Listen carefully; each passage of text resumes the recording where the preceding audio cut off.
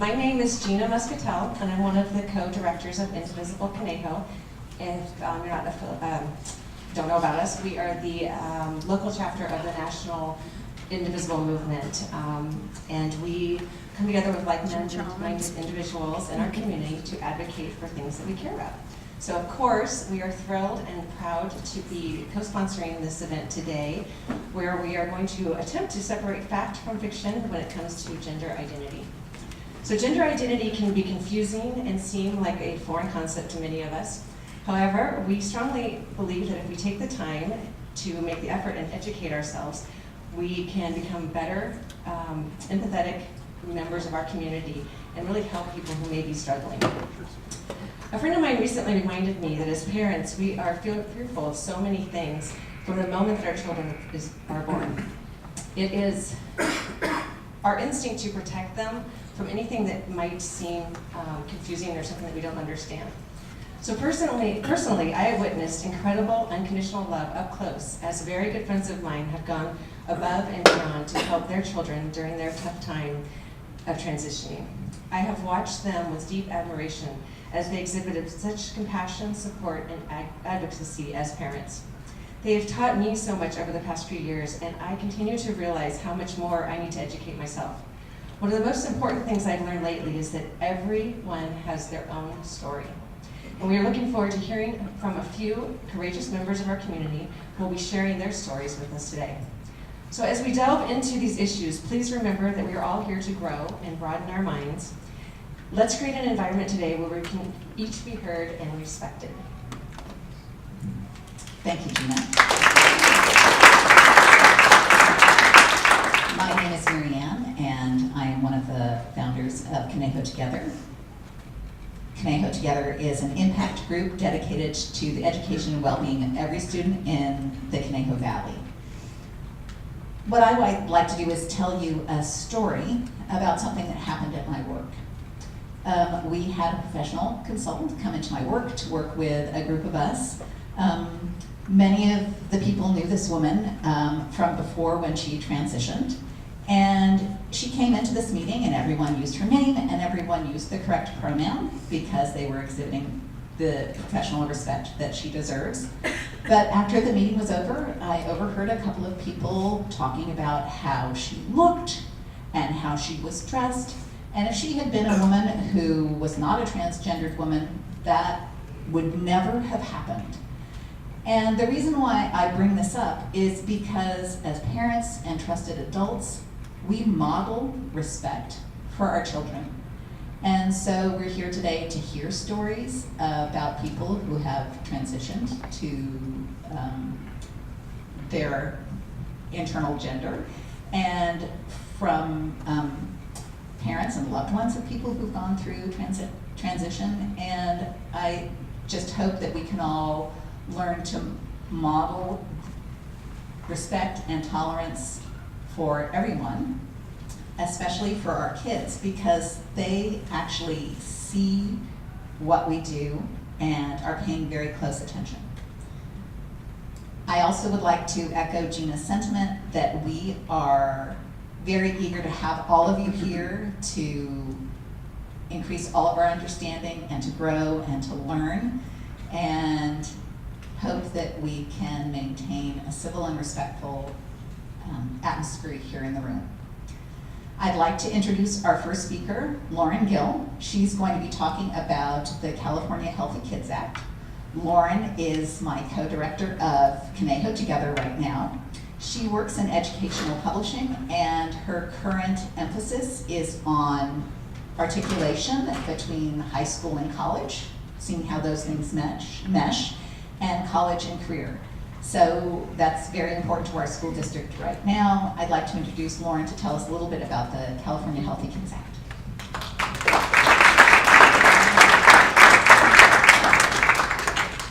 Thank you so much, Mary Ann. Can everybody hear okay? Yeah? Okay. Hi. My name is Lauren Gill. We're so grateful that you chose to spend part of your beautiful Sunday here with us in what we hope will be the first of many open, warm conversations in the community.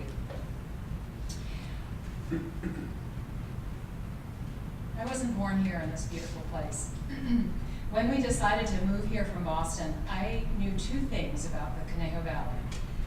It was a good place for families, and y'all had mountain lions.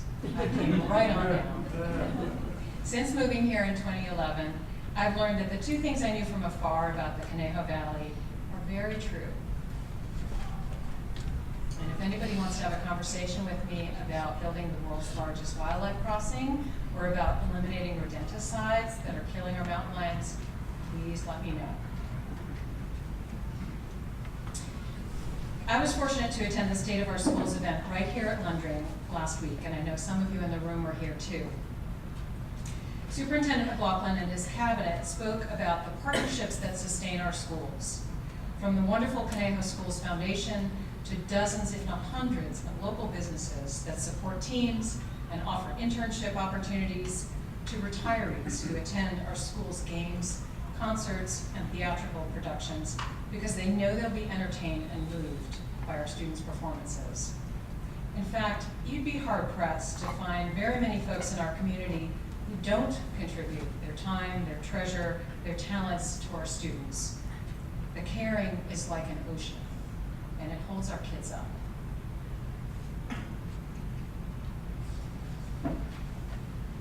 If you have kids in your own home or in your family circle, you know that this is the bedrock of caring for children. The first and most fervent hope, the 3 a.m. wakeful concern, is for our kids to be safe and healthy. There are no guarantees in life, so we try to stay on top of everything we can control to keep our kids safe and healthy. And there are threats.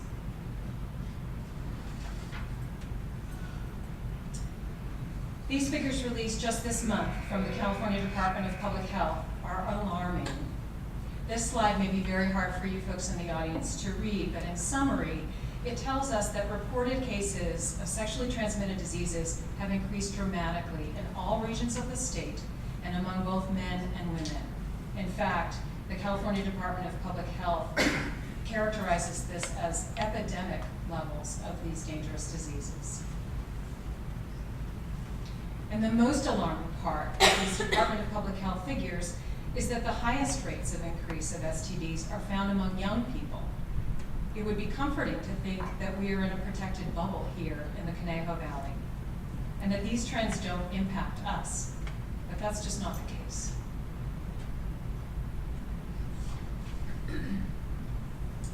Let's take a moment to look at another threat to our students' safety and health: suicide. And when it comes to suicide, these figures from the most recent survey conducted by the National Center for Transgender Equality reveal that our transgender and non-binary friends and neighbors really are suffering disproportionately. 39% of respondents experienced serious psychological distress in the month before completing the survey. 40% have attempted suicide in their lifetime. 7% attempted suicide in the last year. That's nearly 12 times the rate in the overall population. And let's look specifically at the school environment.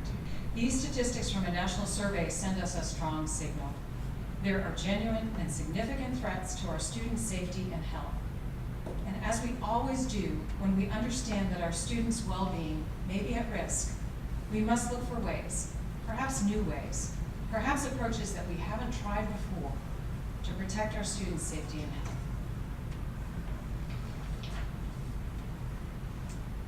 This is the challenge that education was built for. The education we provide as parents, the education provided in our schools. Together, we work to keep our students safe and healthy. As they grow and mature, we help our students learn how to keep themselves and each other safe and healthy. So, how does the state of California support us in our mission? AB 329, the California Healthy Youth Act, took effect January 1st, 2016. It mandates comprehensive sexual health and HIV prevention education at least once in middle school and once in high school. The purpose is to equip students with the knowledge and skills they need to make healthy decisions. AB 1266, the the School Success and Opportunity Act became a provision within California Education Code on January 1st, 2014. California law requires that schools provide all students with a safe, supportive, and inclusive learning environment, free from discrimination, harassment, and bullying. AB 1266 reinforces the rights of K through 12 students to name, claim, and express their gender identity, and to be supported, fully included, and safe at school.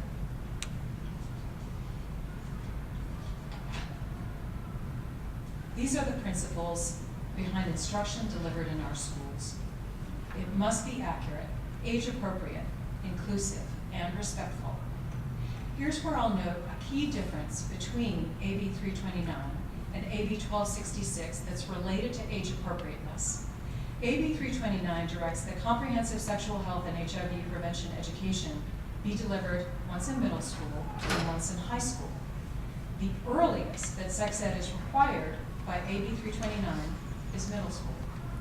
AB 1266, which guarantees specific non-discrimination protections to trans and non-binary students, is inclusive of K through 12. This is because while small children are still years away from the complexities of puberty, everyone, including young children, has a gender identity.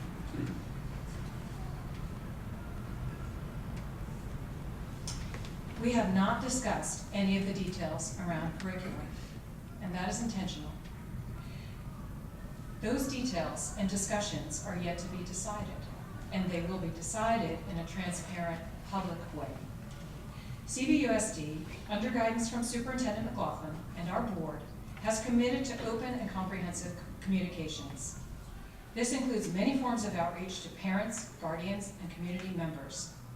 That commitment can also be seen in expanded resources available on the CVUSD website, and attention paid to making those resources easy to find and navigate.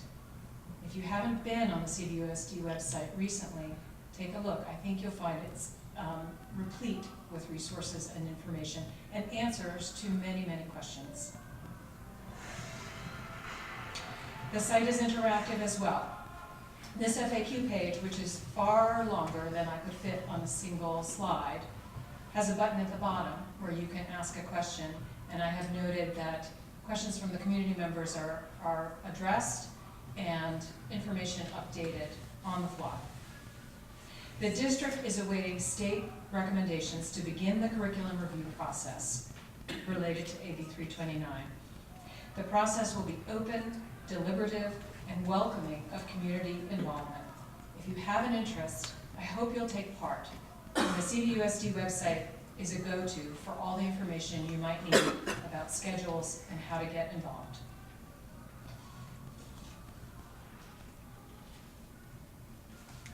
There's so much more this afternoon, so I'm going to close with a brief excerpt from a blog post.